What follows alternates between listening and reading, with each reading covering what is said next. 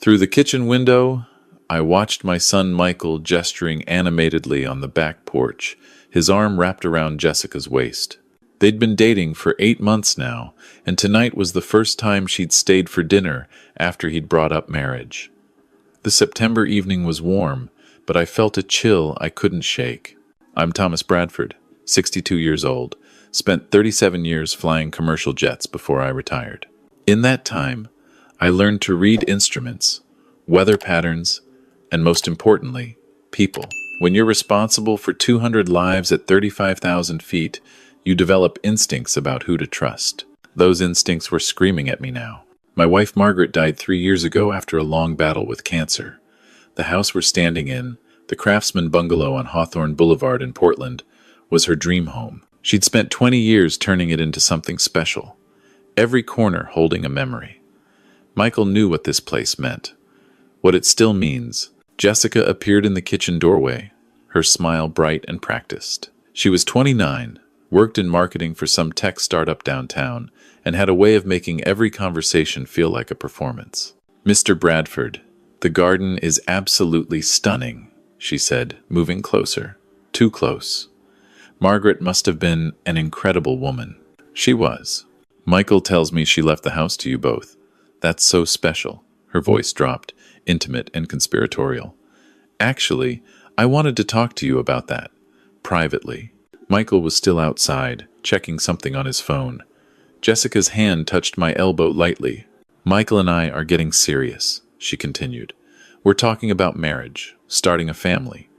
But you know how crazy Portland real estate has gotten. We've been looking, but everything in a good school district is either falling apart or costs over $1 million. I said nothing. 37 years of flying taught me when to stay quiet and listen. This house, though. Her eyes swept the kitchen.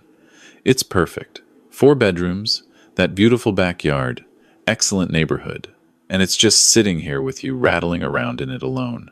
My jaw tightened, but I kept my expression neutral. "So I was thinking," Jessica said, her voice sweet as poison. "What if you transferred the house to Michael and me as a wedding gift?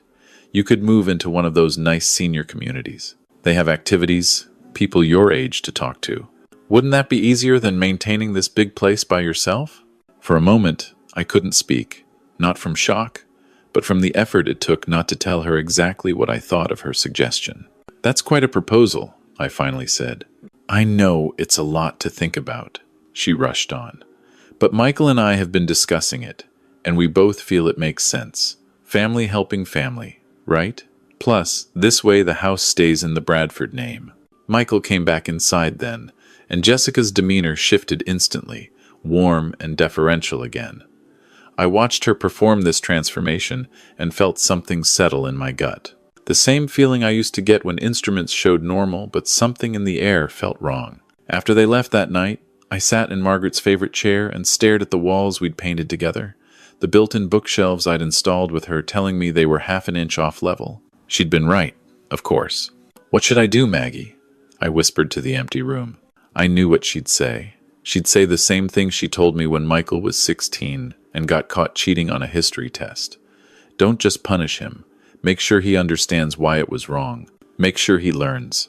The next morning, I made a phone call.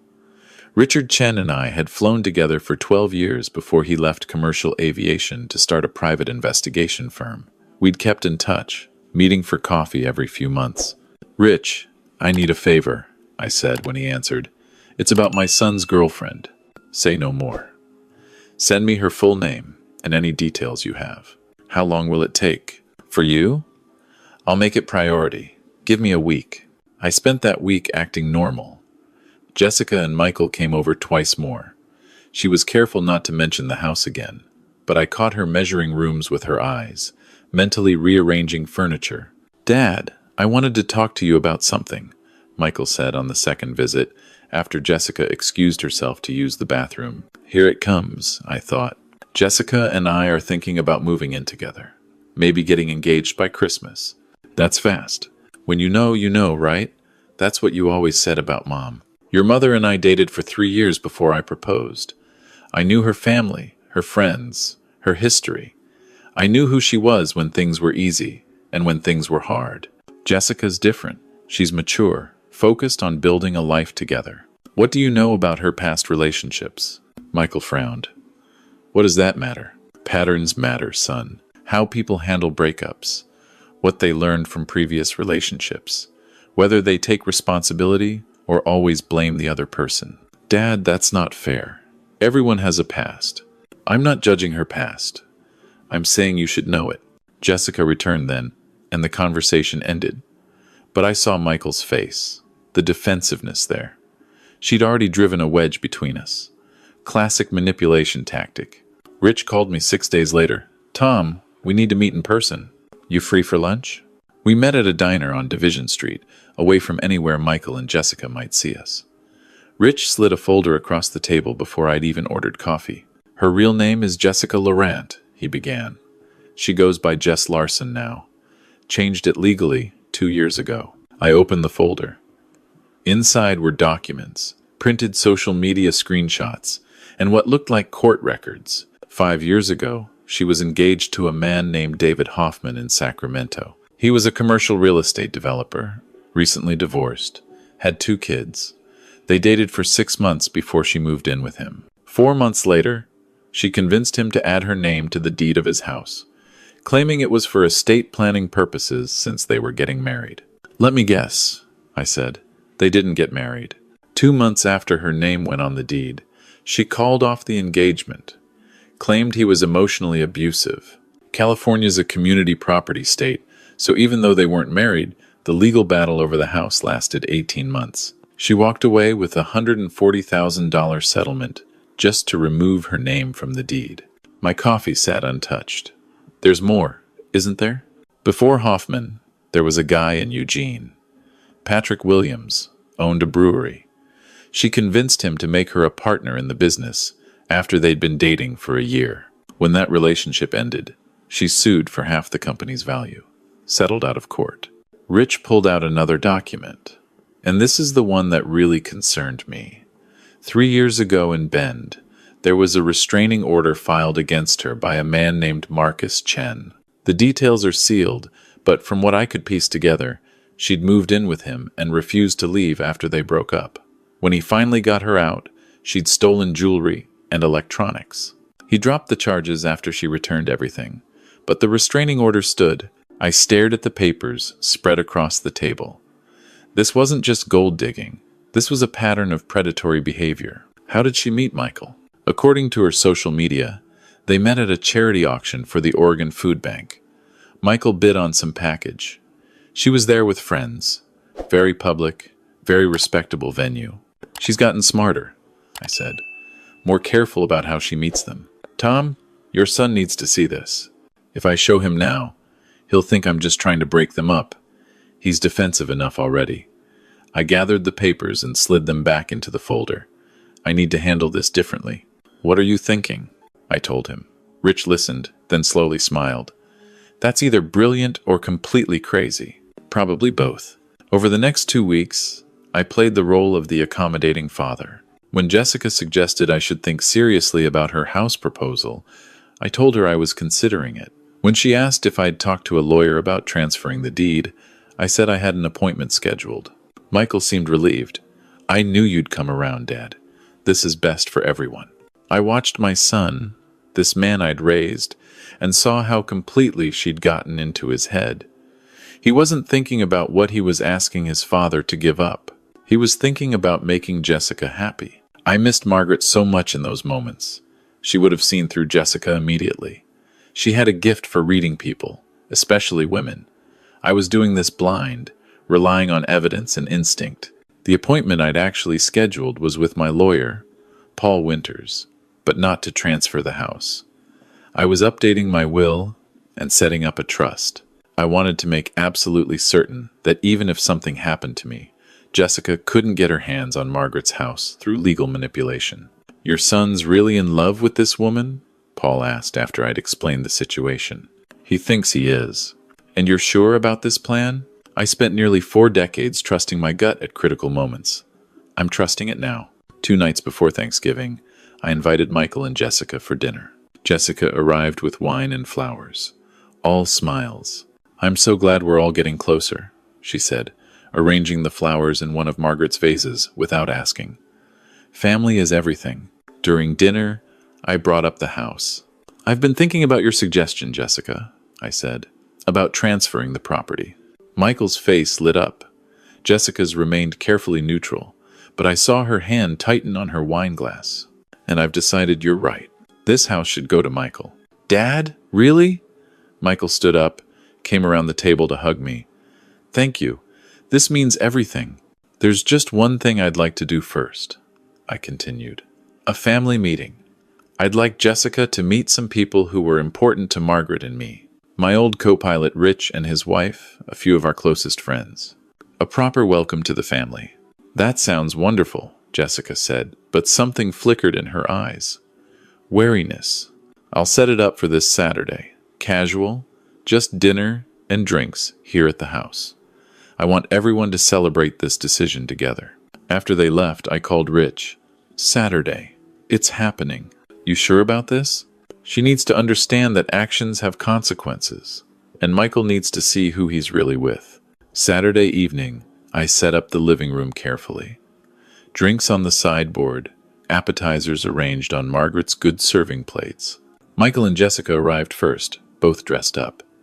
She'd clearly spent time on her appearance, probably thinking this was her victory lap. Rich and his wife Linda arrived next, along with Paul, my lawyer, Tom and Susan Hendricks, who'd been our neighbors for 20 years, and Daniel Park, who'd been my flight engineer on dozens of international routes. Everyone, this is Jessica, Michael said proudly.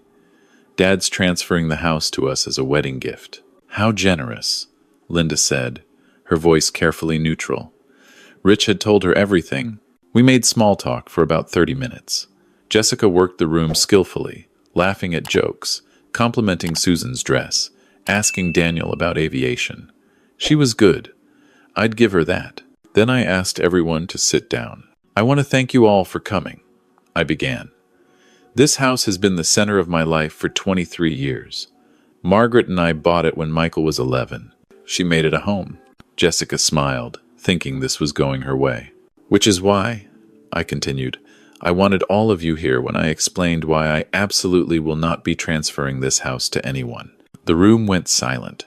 Michael's face drained of color. Jessica's smile froze. Dad, what? I looked at my son. Michael, I love you. But I won't watch you make a catastrophic mistake without trying to stop it. I picked up the folder Rich had given me weeks ago, now thick with additional information. Jessica, or should I say Jess, you've done this before. 3 times that we could verify. I opened the folder. David Hoffman in Sacramento, Patrick Williams in Eugene, Marcus Chen in Bend. Her face went white. Each time, you found a man with assets. Each time, you pushed for commitment quickly. Each time, you maneuvered your way into legal ownership of property or business interests. And each time, you walked away with money that you never earned. This is insane. Jessica stood up. Michael, your father is delusional. Sit down, I said quietly. I'm not finished. There was something in my voice, the same tone I used in the cockpit during emergencies, that made her sink back into her chair. Rich, if you would. Rich pulled out additional documents. Restraining order from Marcus Chen. Court records from the lawsuit against Patrick Williams. Settlement agreement with David Hoffman. He laid them out on the coffee table one by one. We also tracked down 2 of your former roommates who were willing to talk. They described a pattern of lying, manipulation, and theft. I looked at Michael. His face was a mix of shock and denial. Son, 3 weeks ago, Jessica suggested I move into a senior community so she and you could have this house. She made it sound like she was doing me a favor, like I was an old man who couldn't handle these stairs anymore. I was just trying to help, Jessica said, but her voice had lost its sweetness. You were trying to get your name on a deed worth $750,000, I said flatly. That's what this house is worth.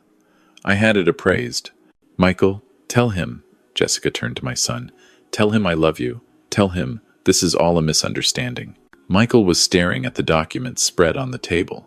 Is this true? The restraining order? That was different. He was... Is it true? Michael's voice cracked. Jessica's mask slipped. For just a moment, I saw the cold calculation underneath. Then she grabbed her purse and stood. You know what? Keep your house, old man. It's falling apart anyway. Just like you. She looked at Michael. And you're weak, just like your father. Probably died miserable and alone.